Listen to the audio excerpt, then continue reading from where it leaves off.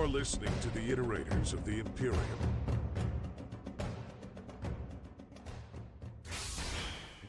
Hi, I'm Mess, and I'm here with my lovely co-host Ryan, and you're listening to Season 7 of the Iterators of the Imperium podcast, the podcast in which Ryan is the expert on Warhammer 40k, and I am the noob trying to learn about the Warhammer universe. I know 7 seasons in, I am still the noob trying to learn about the Warhammer universe. That is, I feel like we need to change the the intro for next season. Maybe it's getting kind of embarrassing.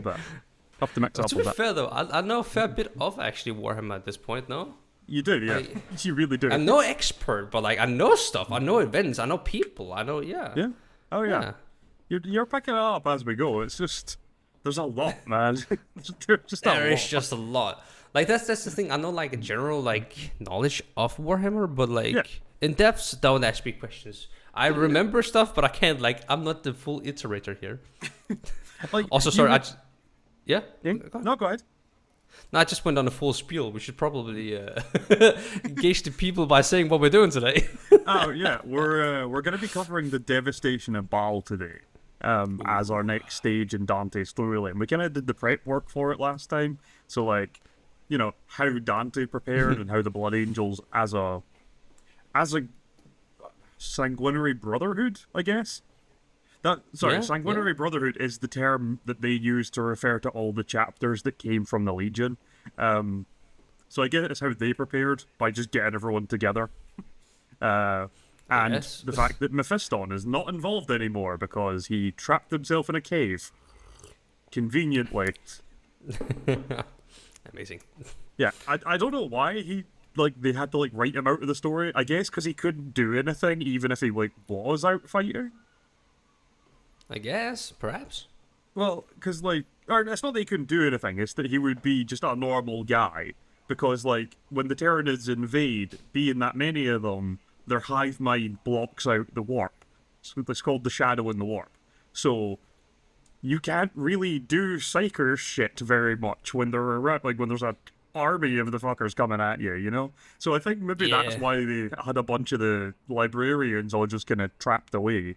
Just so that they could be none of them died because we need them for the later in the story, but also they probably wouldn't have done much anyway.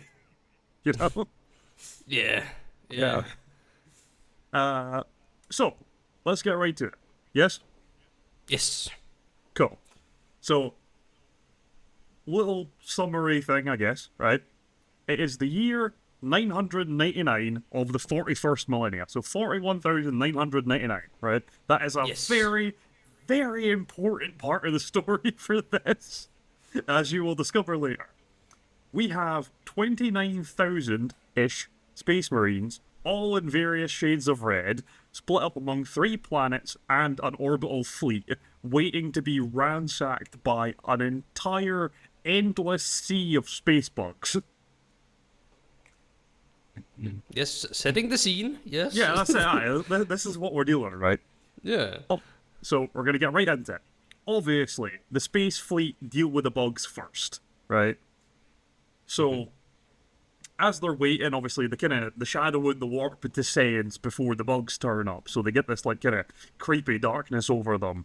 And suddenly they can't really send messages or anything like that anymore.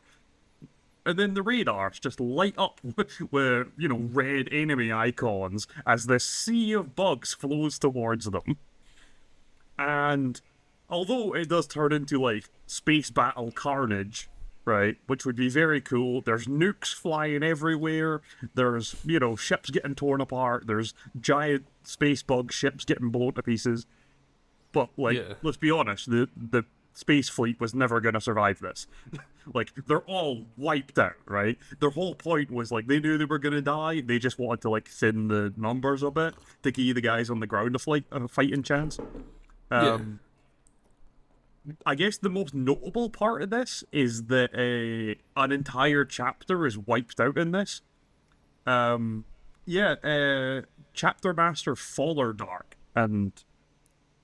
Is it the Angels Excelsis?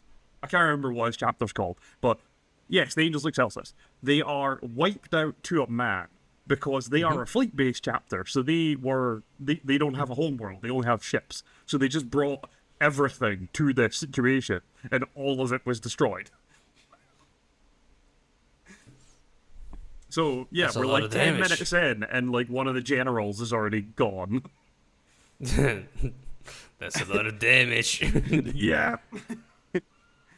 So, obviously, this means that now the 3 planets that make up the whole Baal thing, so Baal, Baal Primus, Baal Secundus, are now having bugs land directly on the planets, right?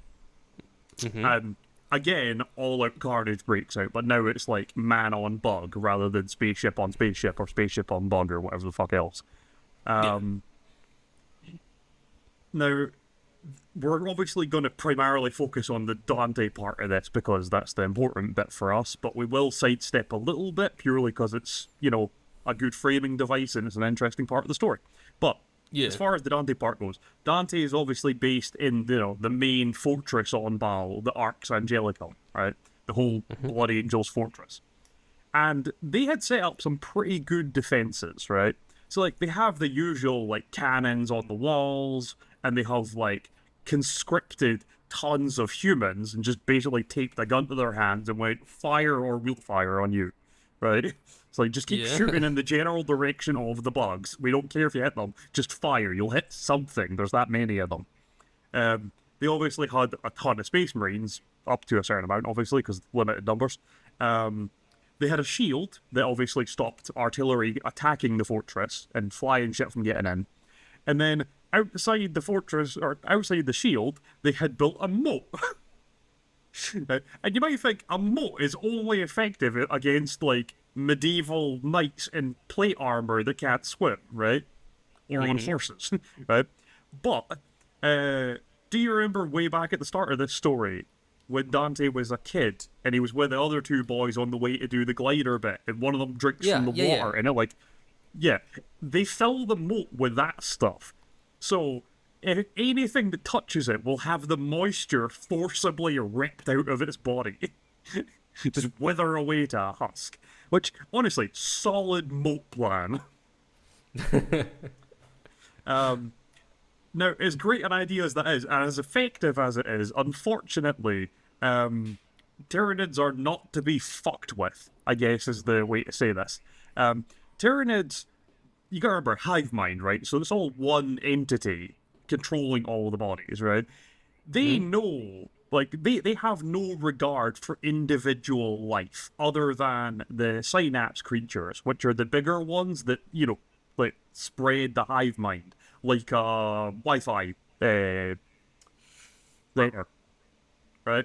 They only try to protect those ones, really, because if that dies, they lose control of the ones around it, you know? But all the little ones are expendable, you know? They'll make more. So what they do is they just flood the moat with corpses until it just builds a bridge. Okay. Like, it's a really good idea.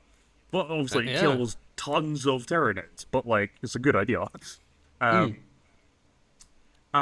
again, Tyranids aren't stupid. So, do you remember Lictors, the stealth ones? Yeah? Yeah, a particular brand of Tyranid that I think we mentioned it primarily during the... Oh, you know, the special episode we did about Aryak Rockfist? Yeah. Yeah, it was him versus a Lictor primarily, so that's like the only thing we've ever really talked about Lictors, but yeah, they're like stealth specialist Tyranids. Yeah, the one with like Scyther's arms. Yeah, like, you yeah. get. So one of these is like behind the Space Marine lines, and it finds a point where there's like access to an underground tunnel, and basically just has a bunch of gene stealers pile in. This tunnel leads to the room where all the new aspirants to the chapter are locked in the coffins, undergoing their initial transformation. So all the gene stealers just pile in there and start ransacking the joint. Dante finds out about this, is incredibly angry because how dare they attack our, like, next generation? You know, these are kids, essentially. Yeah. So Dante leads a counterattack himself, rounds up a bunch of guys, charges down there, kicks Gene Stealer ass. All is good. Except there was all a distraction, and the Lictor goes and turns off the shield while they're doing that. They're stealthy, they're smart. Yeah, yeah, that's the thing. Tyranids ain't stupid. There's a lot of brains working together on this one is the problem. Yeah. Yeah, it's honestly, it's really hard to outsmart a hive mind, right? In combat, I mean, because like you have to be able to communicate with all your troops individually and rely on like a chain of command to make sure orders go properly. And sometimes things are misunderstood and stuff like that, And obviously, you have to wait for information to be relayed back to you to then make different decisions. Hive minds don't have that. They all know everything that all of them know. So instant, changes to battle plans and stuff like that. So very hard to outsmart them in combat. So now that the shields are down, the Tyranids basically just swarm the Arx Angelicum, and it becomes an all-out bloodbath where, rather than holding back the attackers, the Blood Angels are basically fighting for their lives in their own home. So it's a total 180 of how it was going. It's really, really not a good way for things to be. Yeah. Now, I want to take a moment to like sidestep. Actually, no. I have one last bit to add to the Dante side of this before we sidestep. Okay. There is a thing called a Swarm Lord, right? Which is like one of the biggest, baddest Tyranids there are, right? And one of these is leading the invasion. But I'll show you what it looks like. It is one of these bad boys. It is fucking gigantic. Looks disgusting. It is, yeah. It is absolutely revolting. It looks like the Alien Queen from, Alien. The Xenomorph. Yeah, it looks like a Xenomorph Queen. A little bit, yeah. Yeah. But yeah, this thing is like the mother of all synapse creatures, right? So if you kill this, the whole army will lose a lot of cohesion, and they'll be able to like take a bit of space back. But since they're in their own house fighting for their lives, they're probably not going to get near anything soon. Yeah. So that's a thing. Now, we're going to sidestep to Baal Secundus, right? And I mentioned this last time. This is the planet that is only being protected by 2 chapters because no one wants to work with them. So we have the Knights of Blood and the Flesh Tearers. The Knights of Blood are widely regarded as a renegade chapter. They're thought of as basically being heretics, but they're banished, they're shunned by the other Blood Angels, right? Because they're thought of as being heretics. But since they turned up and offered to help, Dante wasn't going to say no, because even if they're vaguely evil, if I keep them an entire planet away, they can just die there, and at least they'll kill some bugs in the process, and it's not my problem. Yeah. And the Flesh Tearers were the only ones that really would be willing to work with these idiots, and because they needed more than just the renegade heretics to protect one planet. So these two ended up together. The idea was they would both take one strategic point on the planet and try and defend it. So the Flesh Tearers take the aspirant training ground, and the Knights of Blood take the astropathic relay. And that's the whole gimmick here. They just kind of hunker down and do their best to not get eaten by bugs. Obviously, they do get eaten by bugs, slowly, but it happens. But luckily, these 2 chapters are both known for being basically feral, so if anyone's going to do well against the space bugs, it's these guys.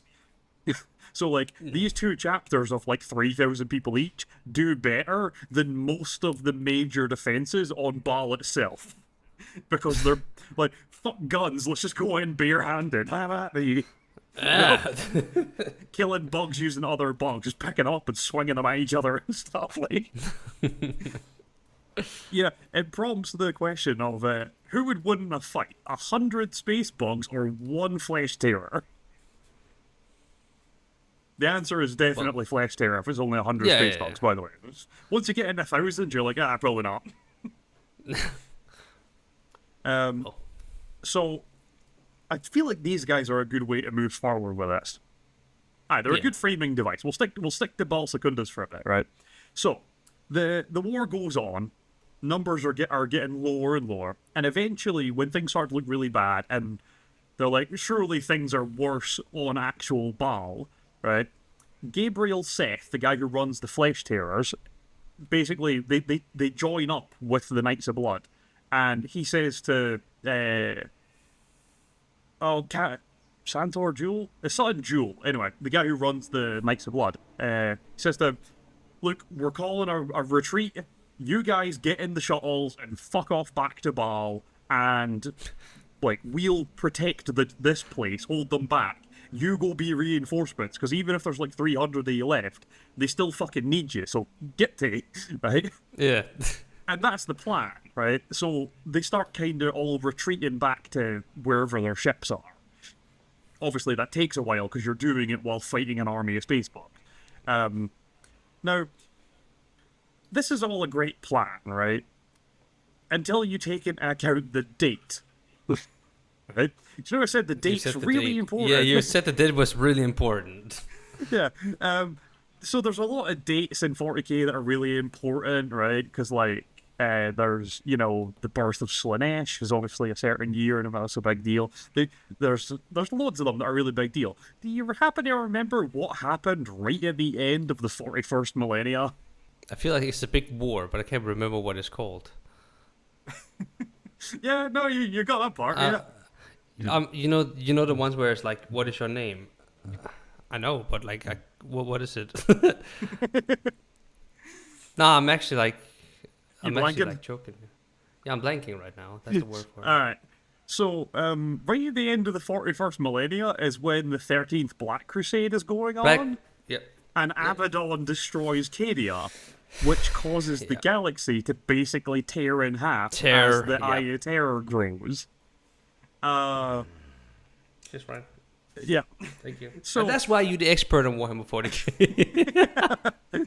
So, as the Arx Angelicum is beset by space bugs, and the Flesh Terrors and the Knights of Blood are trying to regroup so that the Knights of Blood can leave, the galaxy tears in half.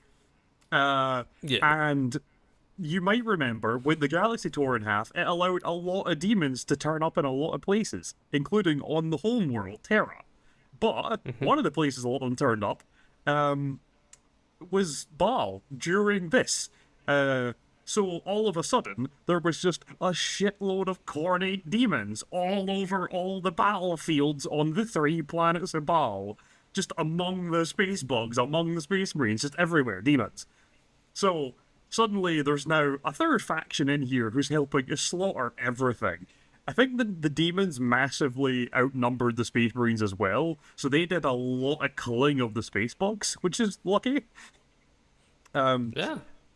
Because of, like, the way they had formed, the demons were not, like, well formed in reality. They were kind of ephemeral.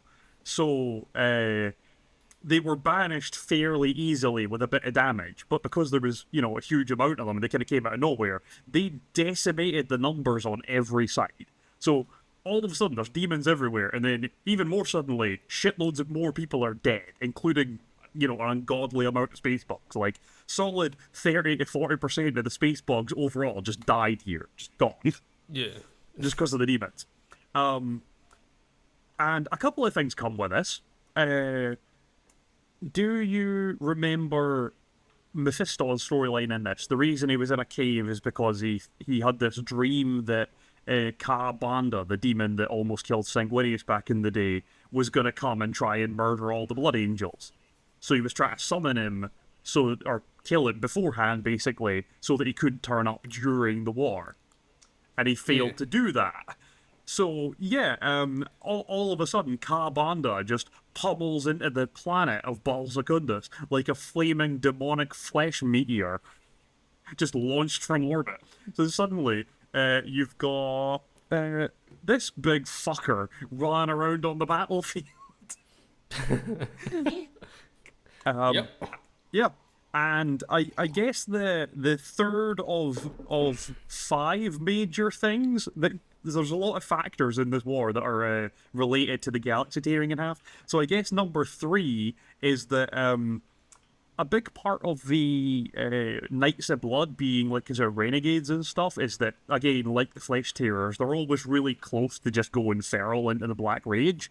All of this going on basically pushed the entire chapter into the Black Rage. So it's only like Centaur Jewel is the only one left as their chapter master who isn't feral. And he's talking to Gabriel Seth at the time, and he's like, look, you guys go, we'll hold them back. Like, I'm personally gonna go try and murder Kabanda, because fuck him, right? Like, I'm gonna go try and 1v1 this guy. But, like, I know for a fact, as soon as I walk away from you, I'm gonna go feral too. And the only reason he didn't go feral is because Dante had given Seth the one of the chapter's relics, the wing of the wing feather of Sanguinius. So being near that was like helping this guy not go feral. He's like, as soon as I walk away, I'm just gonna start spitting blood and I'm gonna run in. So like, you guys get on the ships and get to, and like, we're already gonna die. Like, there's no coming back from this. So like, we'll just cause as much trouble as possible. So everyone kind of switches there, and the Knights of Blood do the big noble sacrifice as their final thing, and basically charge into combat against this gigantic corn demon to allow, the Flesh Tearers to escape. So, very heroic end for the Knights of Blood. Interestingly, just as a side thing, all life is wiped off of Baal Secundus, and Kabanda manages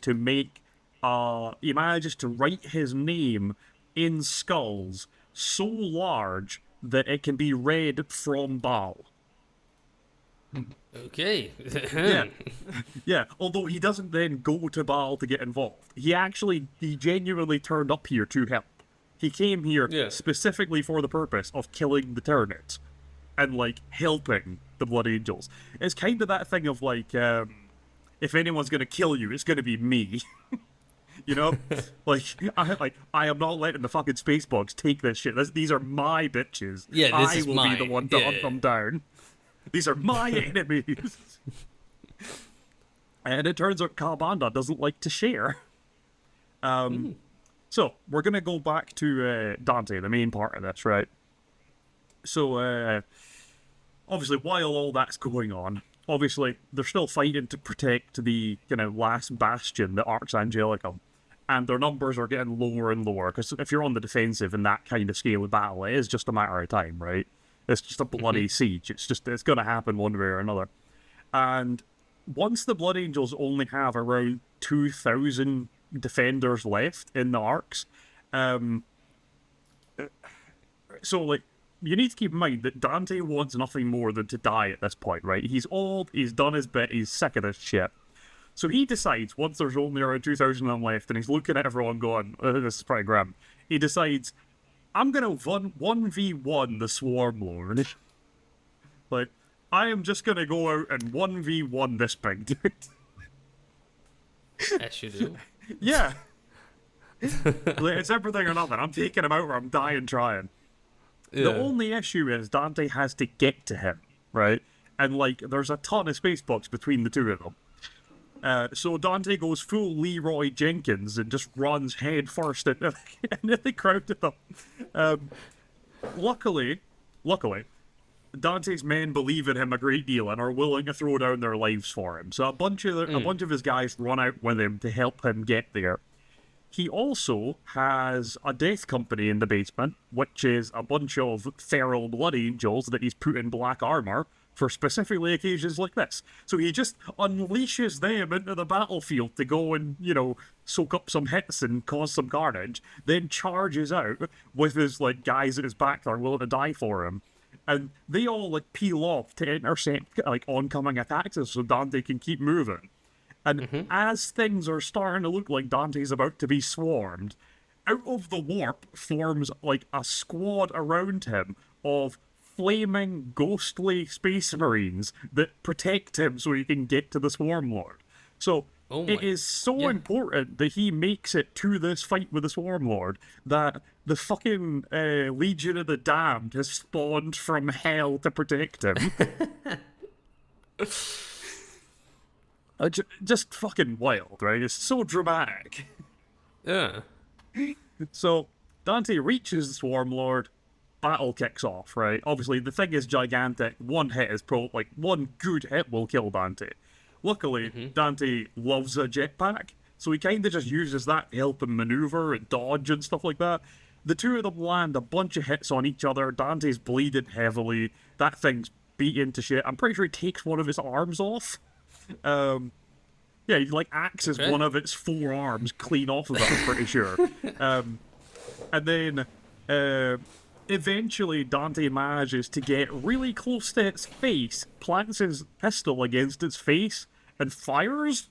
And Dante doesn't carry like a bolt pistol like most people would. He carries like a relic melta pistol, which basically fires a pulse that turns things into lava.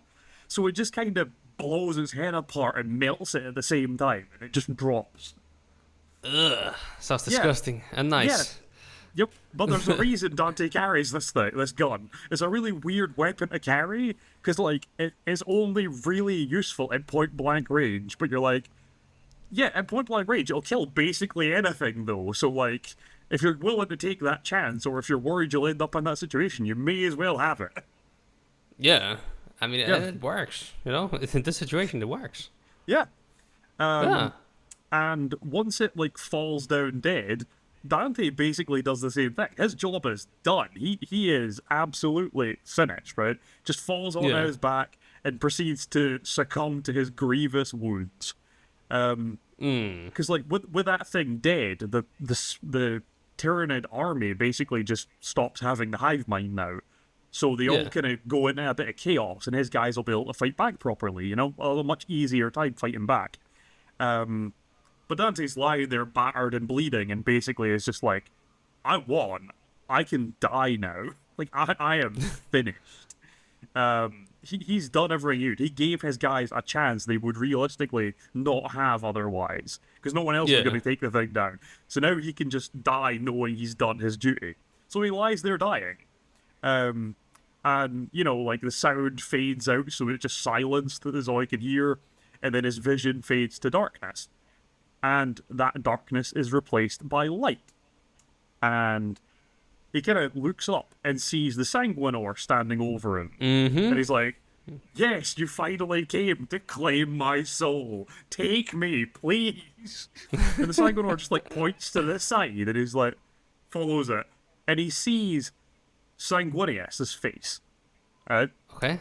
And it's not like the Sanguinius face that he wears as a helmet. This is a flesh and blood Sanguinius' face. This is just the real deal. The real Sanguinius, just there, over like floating in the air above him as he lies on the ground dying. And I'm gonna just like quote what Sanguinius actually says to him, because there's no summary justifies it. Okay. My son, my greatest son, you have suffered greatly for mankind's sake. You have won your rest 1,000 times. Rarely has one man given so much, Lewis of Baal Secundus. You have been a light in a dark time. I would give you any reward. I would take you to my side. I would free you from strife. I would release you from pain. Obviously, Dante begs for this. He's like, that's exactly what I want. Take me to your side. Release me from pain. I am fucking done. I have paid my dues. And Sanguinius just gives him a sorrowful look and says, I cannot. I regret that I can do none of these things. I need you, Dante. Your suffering is not done. And he, like, holds his face in both his hands. And Dante feels strength in his body again. He feels strength flowing into him from the primarch. And he feels himself, like, getting further from death rather than closer to it. And, like, the hollowness he felt is replaced by the pain he should be feeling. And and he starts like hearing the Space Marines around him shouting and stuff again. Oh. And he's like screaming, like begging to finally be allowed to rest. But like he's like alive again, so he's actually just screaming to die in the real world while guys are like patching back together. Just lying, no, just let me die. For the love of God, get back here, you winged bastard, and take me. You coward! Take me, you coward! Yeah. And Sanguinius just apologizes that he can't let him rest, and then he just kind of like dissipates away. And Dante's just left like barely alive and raging. It's like, you motherfucker, I was almost done. So Dante kind of wakes up to real life again, partially renewed by the strength of a primarch, but he's kicking and screaming and begging for death while this happens. Yeah. The kind of last of the major changes that went on because the Great Rift opening is that time was heavily distorted around Baal. All the planets kind of directly next to the rift when it opened, time was kind of skewed quite heavily. So this war with the Tyranids has been going on for a few, like 4 or 5 weeks, something like that, maybe 7 at most, I think. It's a matter of weeks anyway. And it's not really been like that outside of Baal, is the thing. So, like, obviously, the Tyranids are heavily decimated. The demons eventually all just kind of faded away because they only have so much grip in reality, and it's been a while. And with the Swarm Lord dead, the Tyranids are kind of in disarray. But, like, there's a few hundred Blood Angels left, all fighting desperately, trying to survive. And, like, they're basically guaranteed to be wiped out because the numbers just aren't on their side, right? It's just not going to happen. It's just a matter of time. Until the drop pods start falling among the Tyranid army. And out come these either red-clad Space Marines or blue-clad Space Marines, all fresh from the forge, ready for a fight, like, first time in combat, dying for this shit, who just burst out of the drop pods and start gunning down Space Marines, Tyranids left, right, and center. And these are bigger and better than any of the other Space Marines on the battlefield. Because these are Primaris Space Marines. Okay. Yeah. And a kind of drop shuttle thing comes down. Dante obviously goes to greet it, because who the fuck is this? The ramp opens, and he is greeted with the face of Rabute Guilliman. And he knows his face, because, like, he's seen him in stasis on Macragge when he was meant to be dead. So, like, Dante drops to his knees. You know, this is a living demigod, the only living son of the Emperor himself.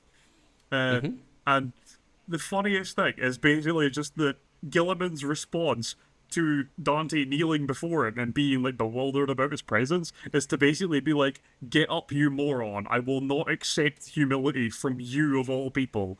You're like the one man in the entire galaxy who has earned the right to speak to me on equal terms. Now get up. And there's a point where he's like, look, I will not accept you you behaving like that way. Do not call me my lord or anything like that. If you do, I will order you not to, and I do not want us to have that kind of relationship. I want us to be equals. It's like, obviously I can tell you're injured though, so you can sit down if you want. So Gilliman proceeds to explain what's been going on, right? For the guys on Baal, it's been a matter of weeks. Outside, it's been like 6 months. So Gilliman, catches Dante up on what's been going on. He's like, look, I got brought back, I went to Terra, I spoke to my dad, I started a whole crusade, I had an army made by Belisarius Call, we're going to reinforce your chapter, because there's like 200 of you left, so you're all going to be new Primaris dudes that are like a foot taller and everything like that. And finally, you're getting a promotion whether you like it or not. Like, congratulations, Nice. You are now the Warden of Imperium Nihilus. So Dante is promoted to watching over an entire half of the galaxy because Gilliman has to, one, run the entire Imperium and also lead his crusade that he's started to take back the galaxy from all the demons and chaos shit that came out when the rift opened. So, shit's going wild. Yep. So that is a very That's the main points of the Devastation of Baal. Yeah. The next thing we will go on to is actually Mephiston based quite heavily, which is why we Okay. talked about it before, so that'll be good fun. It's not quite as dramatic, but it does have its moments. Yeah. Yeah. But, yeah, Yeah. I think that's that. Well, do you want me to round it out? Yeah, feel free. A lot of info to take in this one. Yeah. Really Yeah. good. But yeah. Thank you guys for listening to this episode of the Iterators of the Imperium podcast. It's been me, Mess, and Ryan, and we'll catch you in the next one. Take care and peace. Bye.